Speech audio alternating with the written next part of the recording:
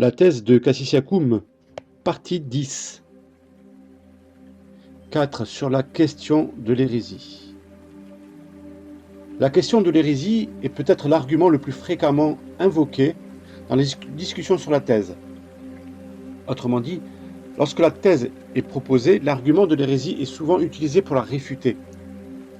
Nous avons décidé de ne pas faire de la question de l'hérésie l'objet principal de cette réfutation détaillée de la thèse. Nous espérons qu'il est désormais clairement démontré qu'il est inutile d'explorer cette question pour trouver que l'argument de la thèse est nul, sans fondement et insoutenable. Toutefois, étant donné la pertinence fréquente de l'argument de l'hérésie, nous reconnaissons toujours son importance. Et bien qu'une réfutation décisive de la thèse puisse être faite sans lui, nous estimons qu'il constitue néanmoins une réfutation valable de la position de la thèse. Soyons clairs, sur la pertinence de la question de l'hérésie. Il est manifeste que le Novus Ordo, la nouvelle messe, tout ça, enfin comme si ça, est une religion non catholique. Il s'agit donc d'une hérésie, d'un système de croyance incompatible avec la foi catholique. Par conséquent, ceux qui la professent publiquement et avec obstination sont des hérétiques. La hiérarchie du Novus Ordo, à tous les niveaux, y compris les papes de Vatican II et leurs entre guillemets cardinaux, professent publiquement cette foi non catholique depuis des décennies, se fondant sur son autorité doctrinale tout en se réclamant du nom de catholique. Les défenseurs de la thèse ne se contentent pas de l'admettre, ils l'enseignent activement. Or, ils refusent de conclure que cette hérésie a soit destitué ces clercs du Novus Ordo et de leurs fonctions, soit les a rendus incapables de les obtenir. C'est là le fondement de notre argumentation. Nous démontrons ici que la thèse est fausse, car les clercs hérétiques perdent automatiquement leur charge selon la loi divine, sans avertissement ni déclaration, et ce de manière quasi inébranlable. Par conséquent, puisque les clercs de l'église du Novus Ordo, y compris leurs papes et leurs pseudo-cardinaux, sont des promoteurs publics des hérésies du Novus Ordo, ils doivent être considérés comme des hérétiques dont les charges ont été de ce fait même abandonnées ou n'ont jamais été occupées par les hérétiques. Petit a. La loi divine interdit aux hérétiques d'exercer des offices ecclésiastiques.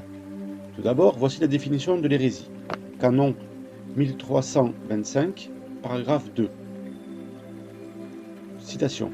Après avoir reçu le baptême, si quelqu'un se réclamant du nom de chrétien nie ou doute obstinément de quelque chose qui doit être cru de vérité de la foi divine et catholique, celui-là est un hérétique.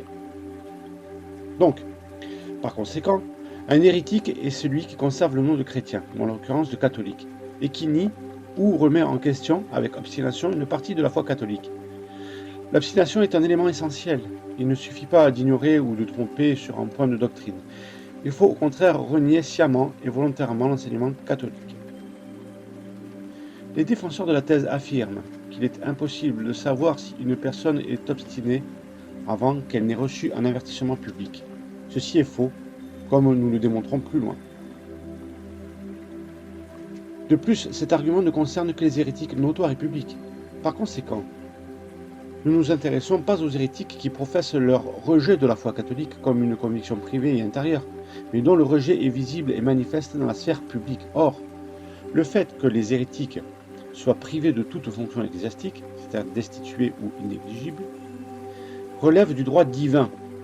Ceci est démontré à maintes reprises par l'Église, tant dans son magistère ordinaire qu'extraordinaire, comme nous le verrons. Citation du pape Pie XII.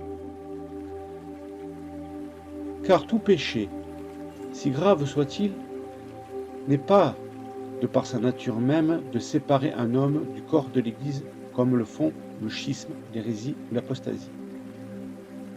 Citation aussi du pape Léon XIII.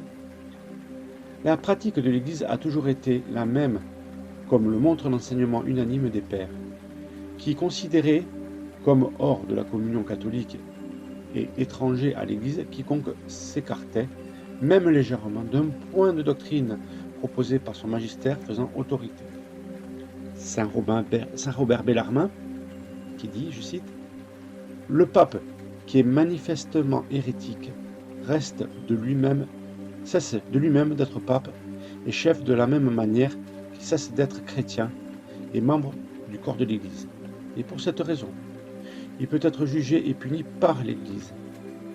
Telle est l'opinion de tous les pères anciens qui enseignent que les hérétiques manifestes perdent immédiatement toute juridiction. » Nous trouvons aussi saint François de Sales. Or, lorsqu'un pape est explicitement hérétique, il perd ipso facto sa dignité et est exclu de l'Église. Et l'Église doit le démettre de ses fonctions, comme certains le disent, le déclarer déchu de son siège apostolique.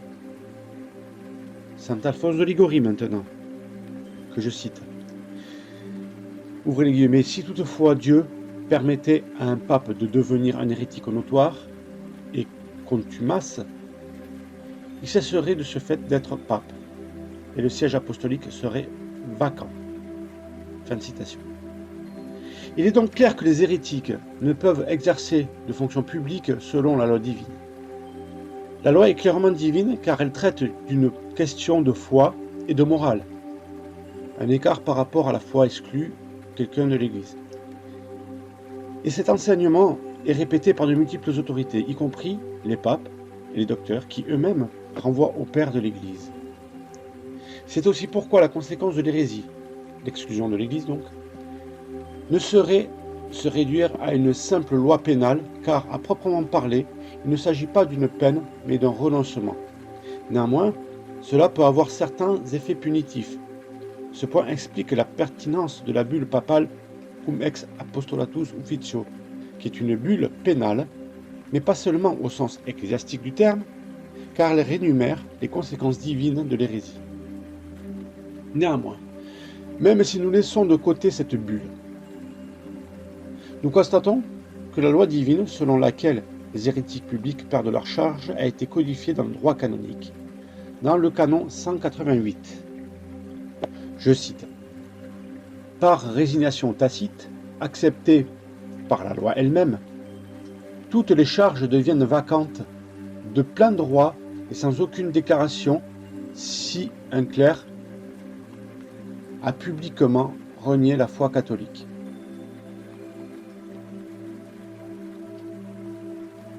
Fin de citation. Par conséquent, selon l'enseignement de l'Église, les hérétiques perdent leur charge de plein droit car ce qui est inscrit dans le droit canonique, lequel stipule explicitement que cette perte est automatique, le docteur en droit canonique Gerald McDevitt rapporte des précisions supplémentaires à ce sujet. Début de citation. Comme le stipule la loi elle-même, l'accomplissement est de l'un quelconque des actes mentionnés dans ce canon, 188, entraîne la vacance de la charge du clerc sans aucune déclaration ne soit nécessaire de la part du supérieur. Et cet effet est attribué à une renonciation tacite sanctionnée par la loi elle-même. Dans une renonciation tacite, aucune formalité n'est requise. Il suffit que le clerc accomplisse l'un de ces actes ou soit responsable de l'une des omissions auxquelles la loi attache l'effet d'une renonciation tacite à la charge. De plus, fin de citation. De plus, le même auteur explique que abandonner publiquement la foi catholique, selon le canon 188.4, implique une hérésie ou une apostasie publique. Cela doit être reconnu publiquement que par un groupe de personnes et non par une majorité. Par conséquent, selon le droit divin, les hérétiques perdent automatiquement leur charge. Et selon le droit canonique, ils la perdent automatiquement, dès lors que leur hérésie est publiquement manifestée avant toute déclaration, même si elle n'est pas manifeste, devant une majorité de personnes. Ceci s'applique au clergé novus ordo, car la diffusion des enseignements de Vatican II constitue une hérésie publique. Cela ne nécessite pas d'ailleurs d'avertissement, comme nous le verrons dans la prochaine vidéo, qui expliquera la petit point B pour les effets du canon 184. Un avertissement n'est pas requis.